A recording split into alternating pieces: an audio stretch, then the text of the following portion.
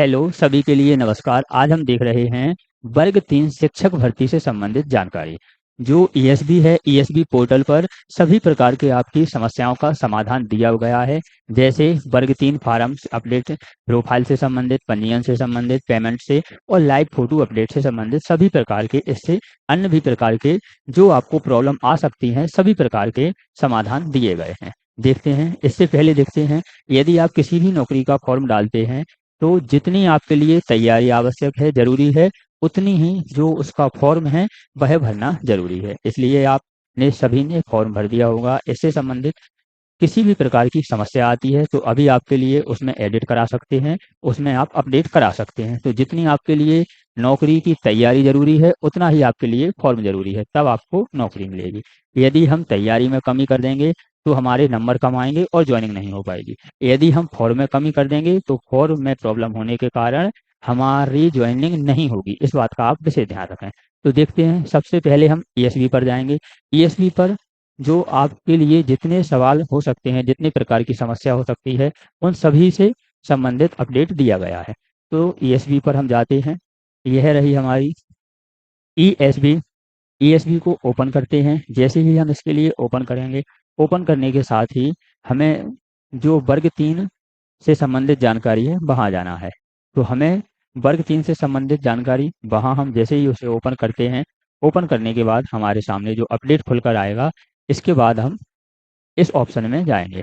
इस ऑप्शन को जैसे ही हम ओके करते हैं, आप अपने मोबाइल के माध्यम से या टैबलेट, कंप्यूटर, कहीं पर भी आप इसे ओपन कर सकते हैं। देखते हैं, उन्होंने पहले ही जो समस्या आ सकती है उनका समाधान दिया गया है। यदि आप यहाँ देखते हैं तो प्रश्न क्रमांक दिए गए हैं। इसमें कितने प्रश्न क्रमांक हैं? इसमें आपके 22 प्रश्न क्रमांक हैं। जो आपको समस्या आ सकती है वह है, हम इसमें सिर्फ प्रश्न प्रश्न पढ़ेंगे। जो आपसे संबंधित किसी भी प्रकार की यदि समस्या है तो आप उसे ओपन करके देख सकते हैं।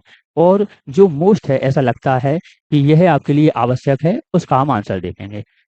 तो आपको ऐसी लगता है कि यह जो परेशानी है हमसे संबंधित है या इस प्रश्न का जवाब हमें आना चाहिए, तो आप इसे ओपन करके देख सकते हैं। दूसरा हम देखते हैं, मुझे अपने प्रोफाइल पंजीयन में जानकारी, डॉक्यूमेंट, पता, जन्मतिथि अपडेट करना है, मैं कैसे कर सकता हूँ? मुझे अपने जो प्रोफाइल है उसमें अपडेट करना है, कैसे कर सकते हैं? इसी के साथ एक जानकारी और देखते हैं। जो आपका लाइव फोटो है ना, जब आपने अपनी प्रोफाइल बनवाई थी तो इसमें दो प्रकार से, सबसे पहले जिसने फार्म भर दिया और जिसने बाद में फार्म भर दिया।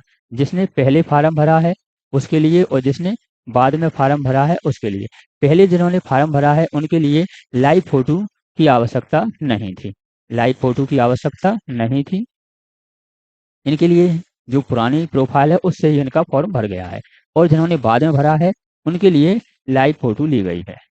तो आप के द्वारा सबसे ज़्यादा पूछे जाने वाला सवाल है कि इन दोनों में क्या अंतर है? जिनने पहले फॉर्म भर दिया है क्या उन्हें परेशानी आएगी? तो अभी इसी के आगे अपडेट दिया गया है कि हमें कितनी तारीख तक हम एडिट करवा सकते हैं। तो यह सरकारी नौकरी का मामला है, इसमें किसी भी प्रकार की आप लापरवाही ना बरतें, अपनी तरफ से तो कम से कम ना बरतें।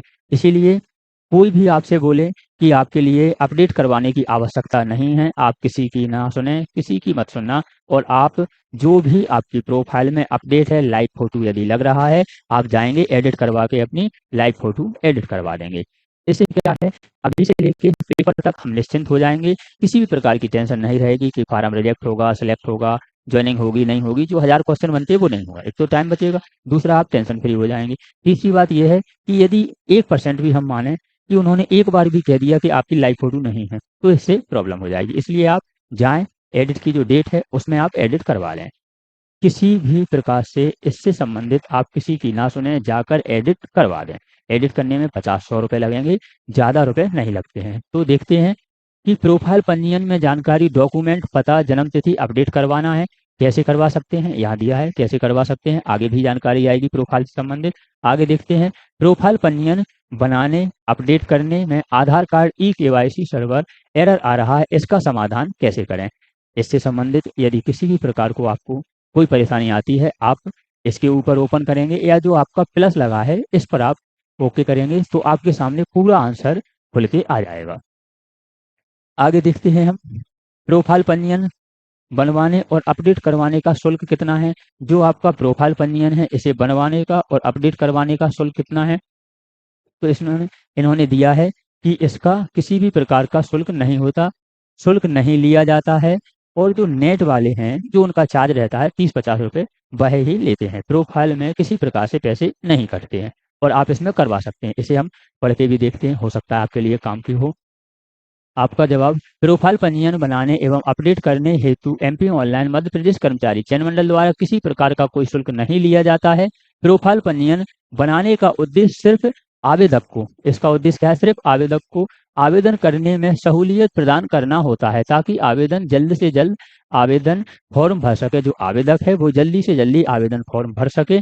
प्रोफाइल पंजीयन फॉर्म भरने के पश्चात आवेदक द्वारा आवेदन फॉर्म भरा जाता है। इसमें प्रोफाइल पंजीयन फॉर्म भरने के पश्चात आवेदक द्वारा आवेदन फॉर्म भरा जाता है। इसमें आवेदक प्रति प्रश्न पत्र के अनुसार परीक्षा शुल्क नहीं लिया जाता है, पेमेंट नहीं लगता है। आप इसमें एडिट करवा के और जो फोटो वाली प्रॉब्लम है उसे आप सॉल्व करवा लें। आगे प्रश्न देखते हैं, इसमें बहुत सारे प्रश्न हैं।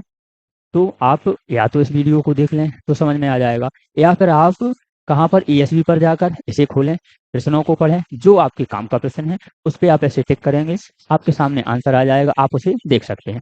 आगे हम पढ़ते हैं। हमने प्रोफाइल वाला पढ़ लिया है। क्या मैं अपने mobile device ESB application website सेवा का उपयोग कर सकता हूँ। आगे देखते हैं, क्या मैं अपने मोबाइल डिवाइस पर मोबाइल पर ईएसबी का उपयोग कर सकता हूँ। खुद से दोबारा भर सकते हैं तो आप भर सकते हैं, आपके लिए जानकारी होना चाहिए पूरी, इसीलिए आप भरें।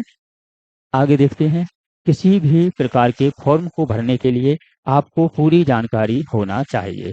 ऐसा ना हो कि आपने वो कहानी सुनी है कि मंत्र नहीं आता बिच्छू का और सांप पकड़ने चलें, क्योंकि यह नौकरी का मामला है। जो समझदार हैं उसी से भरवाएं। जब भर के आते हैं उसे चेक करें, चेक करने के बाद 2-4 घंटे बाद पुनः चेक करें। कभी कभी क्या होता है, जैसे हम फॉर्म भर के आते हैं तो फॉर्म में हम पूरी जानकारी चेक कर लेते हैं। अगर हम हाल की हाल चेक करेंगे तो हमें क्या क्या लगता है कि जो हमने देखा वही सही, हमने देख लिया ये वाला टिक सही है तो सही है।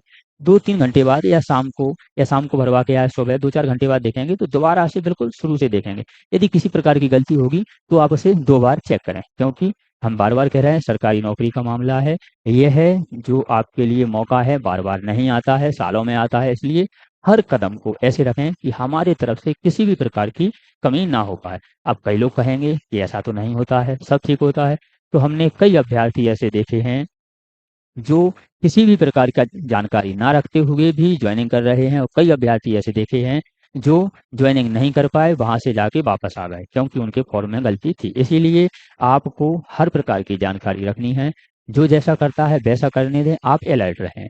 आगे देखते हैं, 7वां वाला है, मेरे द्वारा गलती से एक से अधिक प्रोफाइल आईडी जनरेट हो गई हैं, इसमें सिर्फ एक पूर्ण है, बाकी सब अपूर्ण है। क्या मैं अपनी गलत प्रोफाइल पंजीयन को कैंसिल कर सकता हूं। तो आप कर सकते हैं। यदि आपके द्वारा किसी प्रकार से ज़्यादा प्रोफाइल अपडेट हो गई हैं तो आप इसे कैंसिल भी कर सकते हैं, एडिट भी कर सकते हैं, अपने मोबाइल से भी कर सकते हैं।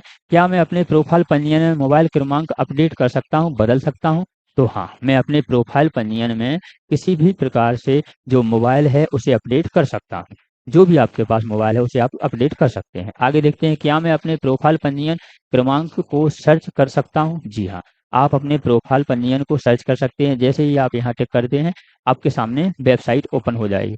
जैसे ही हम वेबसाइट पर जाते हैं, आवेदक का प्रोफाइल पंजीयन क्रमांक प्रति यहाँ पर दिया रहता है। जैसे ही हम कृपया अपना प्रोफाइल में पंजीकृत मोबाइल डालें, जो आपका मोबाइल है, आप उस मोबाइल को यहाँ पर फिल करेंगे। इसके बाद आप इसको ऐड करके यहाँ पर करेंगे और आगे बढ़े पर हम ओके कर देंगे। आपके मोबाइल से जो भी प्रोफाइल होगी उसका नंबर यहाँ शो हो जाएगा।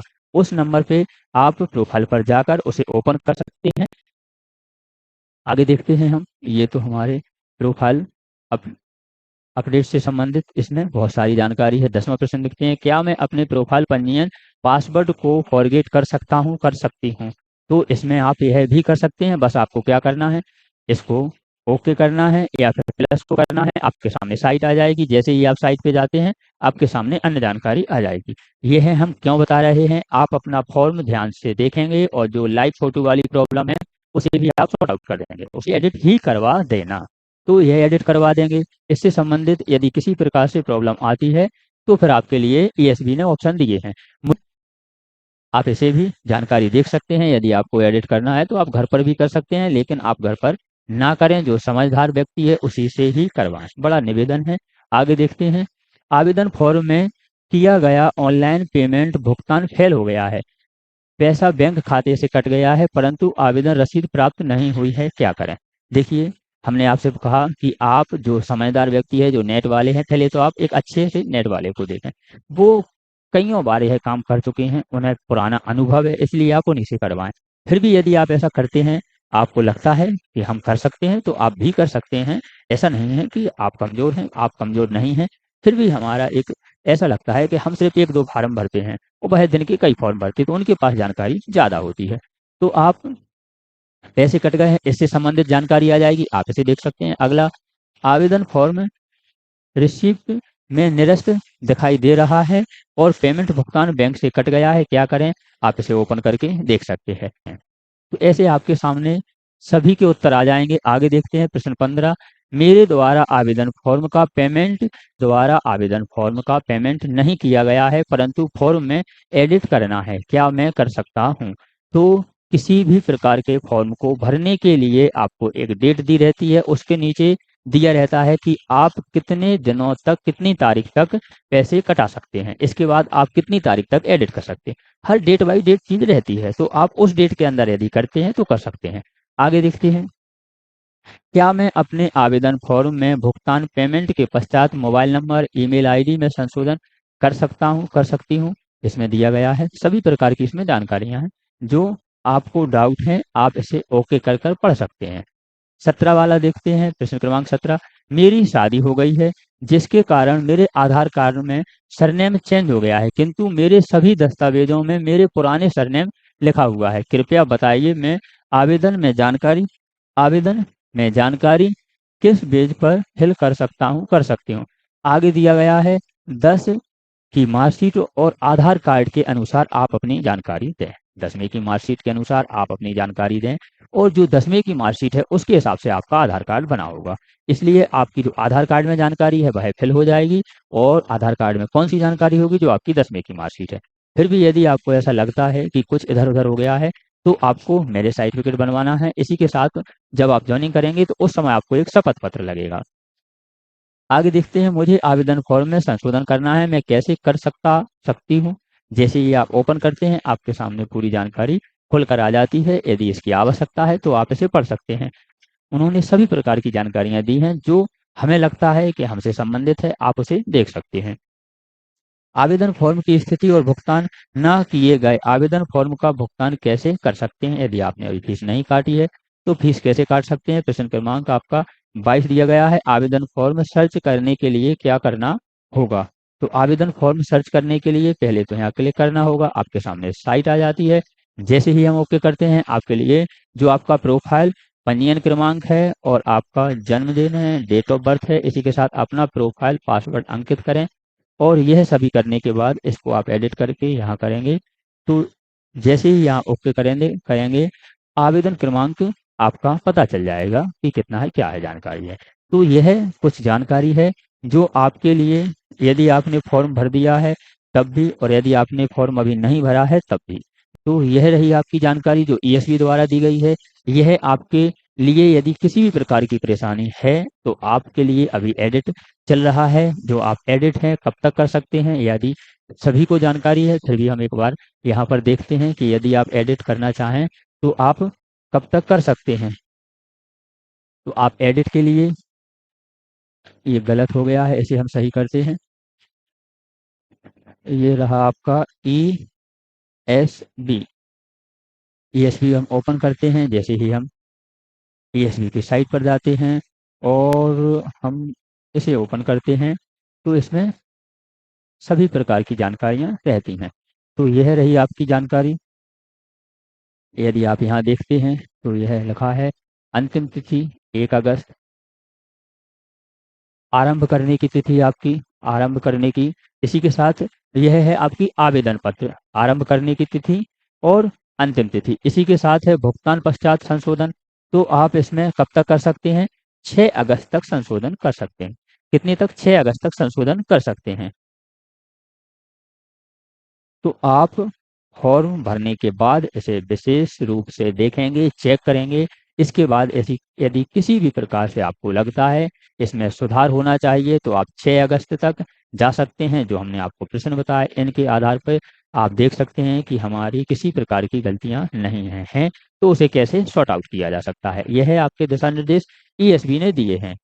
तो यह रही आपकी संपूर्ण जानकारी। ऐसी ही जानकारी देखने के लिए आप हमसे जुड़ सकते हैं। मिलते हैं ऐसी ही वीडियो, ऐसी ही जानकारी के साथ अगली वीडियो में।